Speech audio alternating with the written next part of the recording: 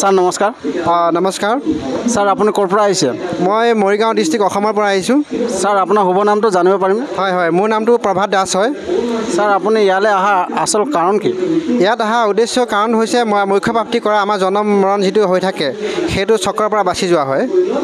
Sir আপুনি ইয়ালৈ আহি কিবা ফলাফল পাইছেনে? হয়, মই বহুত ফলাফল পাইছোঁ। কেনেকৈ মানে আগত মই বহুত নিচাযুক্ত বস্তু কৰিছিলোঁ, সেৱন কৰিছিলোঁ, বেয়া বস্তু খাইছিলোঁ, মাছ মাংসৰ পৰা বহুত তেনেকৈ মানে বেয়া বস্তু খাইছিলোঁ, মদ ভাং বিড়ি চিগাৰেট খাইছিলোঁ। আৰু তাৰ লগতে সেইবিলাকৰ মই এতিয়া মুক্তি পাইছোঁ, মই নিচাৰিব পাৰিছোঁ পৰমাত্মা চৰণত, সন্ত ৰামপালজী মহাৰাজ চৰণত আহি। আৰু আপোনাৰ মোৰ কিছুমান ৰোগ বেমাৰ আছিলে, সেই বেমাৰৰ পৰা মই অলপ মানে এতিয়া আৰাম পাইছোঁ। মই যেনেকৈ আগত মই চাইনাছ বেমাৰ আছিলে, চাইনাছ বেমাৰটো এনেকুৱা ভয়ংকৰ আছিলে, মানে মই ওচৰত মানুহ বহি থাকিব নোৱাৰি, ইমান মোৰ নাকৰ পৰা মোৰ মানে ইমান দুৰ্গন্ধ ওলাইছিলে।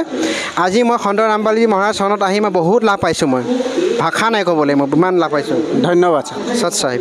অধিক তথ্যৰ বাবে ডাউনলোড কৰক সন্ত ৰামপালজী মহাৰাজ এপ আৰু ছাবস্ক্ৰাইব কৰক সন্ত ৰামপালজী আছামিজ সৎসংগ ইউটিউব চেনেল।